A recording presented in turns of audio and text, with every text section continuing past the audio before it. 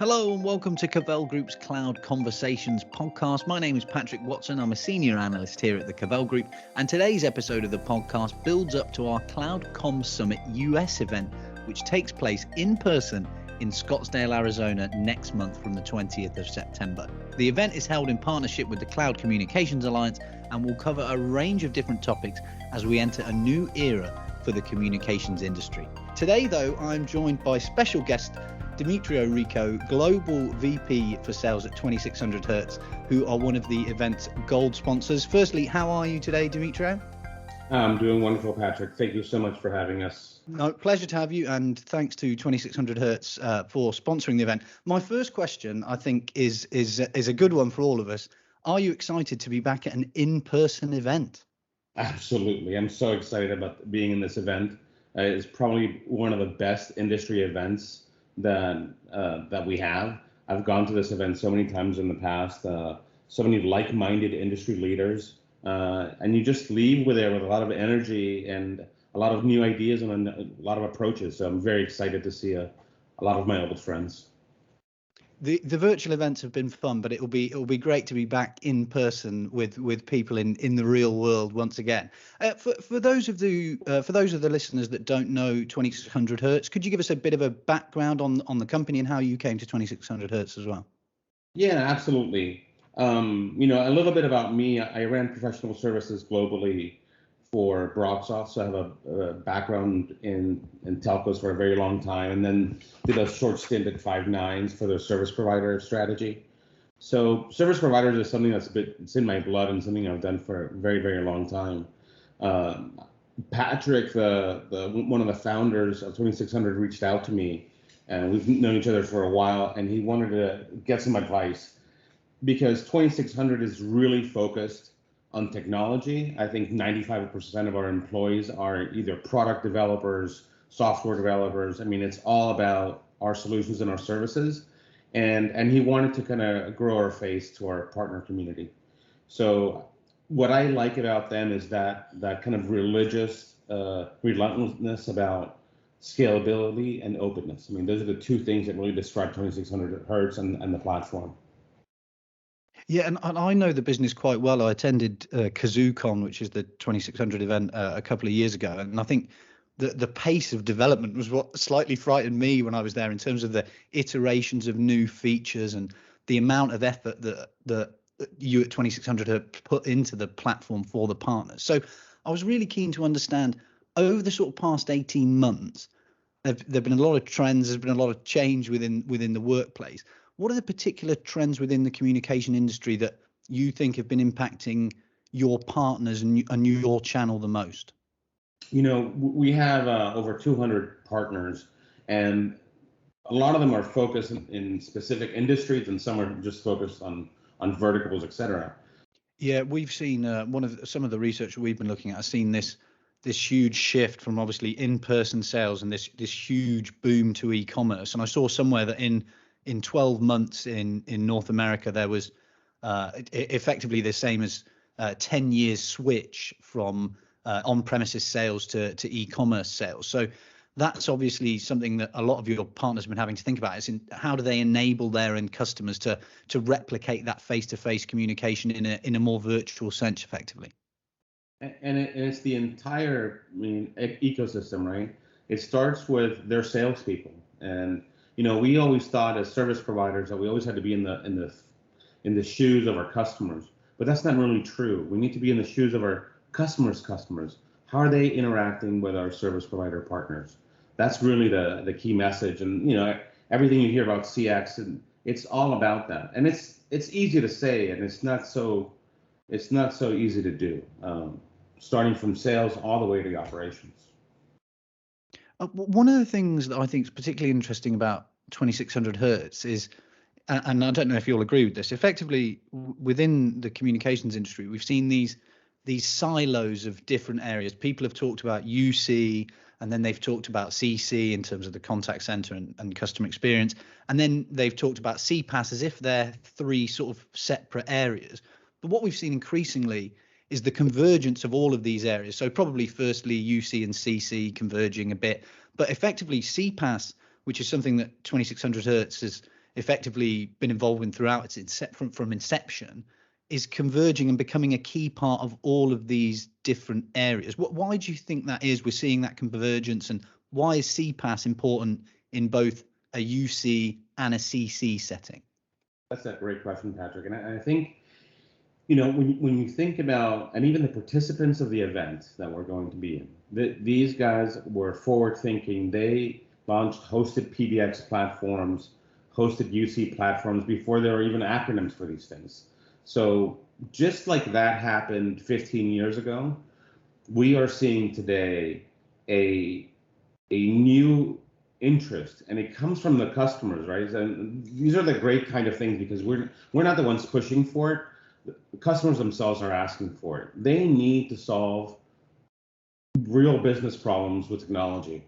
And in order to do that, you have to have platforms that are open. And so this is to us like the main thing about CPaaS. What is in your arsenal as a service provider to combat someone like Twilio? How do you make sure that you have all the open APIs to integrate whatever has to be integrated? And I think that's where the market is going. And it's not about replacing your UC solution, but you really have to think about what direction you want to take moving forward, and how do you address these new customer requirements. One thing I always found challenging, and I remember at the KazooCon event I attended, I spoke to both Darren and Patrick about this, was Darren Schreiber, who's the founder alongside Patrick of 2600, is how much is required from a 2600 hertz perspective when you're talking to service providers about the capabilities of embedded communications? Because effectively, service providers have been used to a traditional model where they might use a UC platform, but the possibilities are so much more vast with embedded communications. How much work is required from 2600 hertz to say effectively this is the possibilities, and then it's up to you to know how to best use that for your end customers? Well, I mean, they have options. I think we have some partners that are very technical, that are can create applications, and soon we're going to be selling those applications, other partners' applications, through our marketplace. And there are some that are not, and there are some that don't want to be. I speak to a lot of service providers recently where they want to focus on sales and marketing, and they want us to focus on the technology. So we have a very solid professional services team. We can build those integrations for them. It's all available to them, either from us or from third parties.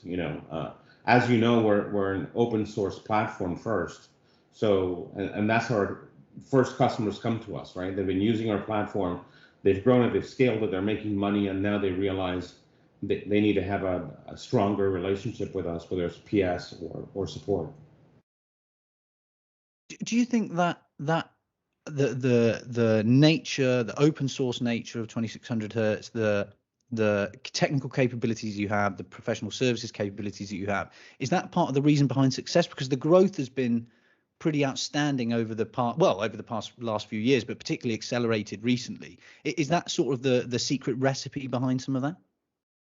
I think it's a mixture of our partners and thinking about their success, and making sure that the products and services that we launch are in their best interest.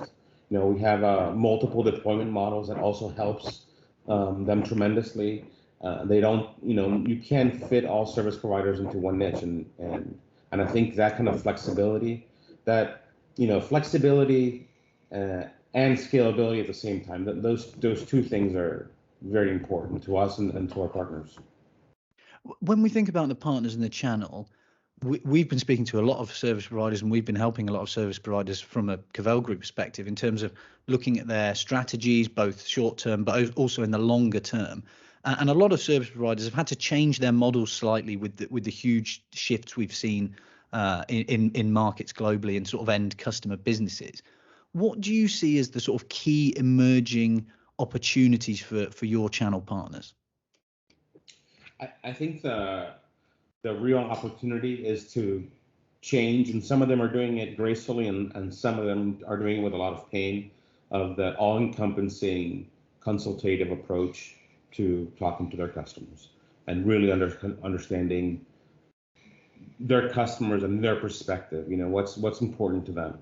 I think the partners that are doing that are seeing immense success, and we've put programs together to help our partners who aren't doing that. So we're doing lots of sales training and making sure that at least the sales teams for our partners understand, the basic technologies that they're going to find in an enterprise. Because some of our partners go for large enterprise, and I think those are easier. But when you're approaching the smaller businesses, 200 seats and below, it's when the sales guys might not have all the training that they need with this new kind of approach, this new requirements that we're seeing in the market. Yeah, and that's a really good point. You can't sort of generalize in terms of both size of businesses, but also vertical markets. But I suppose what you were talking about before as well is a business like a platform like 2600, effectively, you can maybe remove some of the headaches that a service provider might have. So they might struggle with the technical development side of things. They might struggle on the go-to-market side of things. But effectively, 2600 Hertz, you can supplement them in those key areas to enable them to do effectively what they do best. Yeah, absolutely. And we welcome both. We have some partners, like I said, and to your point, that are very technical and they need more help in sales and marketing. And then that's where our incredible marketing department comes in, and our professional services from a sales perspective, we try to train those guys. But usually what we find is companies that have realized, because there are market shifts like you're talking about, and it's not just Cisco, Microsoft. I mean, the models are changing. The way they prioritize these platforms are changing. I think the scariest thing for the service provider is that in some ways their offer, what they have to offer, their uniqueness is being robbed by some of these other platforms. And so what we're trying to do is making sure that they continue to be able to have a white label from us, that it's still their product, their service. And, depending on the market segment, that's going to make sense. I think as you go up market, they're going to want to have Microsoft Teams, and it's not going to be their branded UC. But you have to have everything. It's like going to a grocery store and not having, more than one brand of jelly. You just have to have more than one brand. Yeah, that differentiation piece is something we hear so regularly, is that being able to stand out. And as you said, as sort of competition increases from all of these different areas, and it's like we were talking about before, with you've got UC, you've got CC, you've got what people might have been considered as traditional CPaaS, all moving together and all competing for this sort of center ground. Being able to differentiate your portfolio as a service provider is absolutely critical, isn't it? Finding that whether it's a niche in a particular vertical or a size of business, that's really important. Yeah, and I think when you think about it, we have all these different partners that are really good in these different verticals, and they've developed applications for these specific verticals, but they don't have scale. They're kind of stuck in the geographic, and so the ability to allow them to sell their findings, their technology, their apps into our store so that it can be consumed by all of our partners. If we're successful at doing that, where the company that builds really cool hotel apps, or the company that builds really good law firm apps, all those guys are in the marketplace, then we can sell through us, all of our partners benefit. And so that's the idea, to continue to scale and openness. I mean, it's really about those two things. Yeah, it's been really interesting talking to you, and I know you'll be conducting one of the keynote sessions at the Cloud Com Summit, so we can all look forward to that. But for the meantime, just for this short taster podcast in the build-up, thanks so much for joining us, Demetrio. Yeah, absolutely. Thank you so much. Wish to see you there, and have a great day. So thanks again to Demetrio for joining us. And if you want to learn more about 2600 Hertz, then you can find their website at 2600hertz.com. There are also still tickets left for the CloudCom Summit US. As I said, it takes place in person next month from the 20th of September in Scottsdale, Arizona. If you're interested in finding out more about the event and grabbing those last few tickets, head over to cavellgroup.com/events. That's it for today's podcast, though. Thanks again to Demetrio and to 2600 Hertz. Until next time, it's goodbye from Cavell.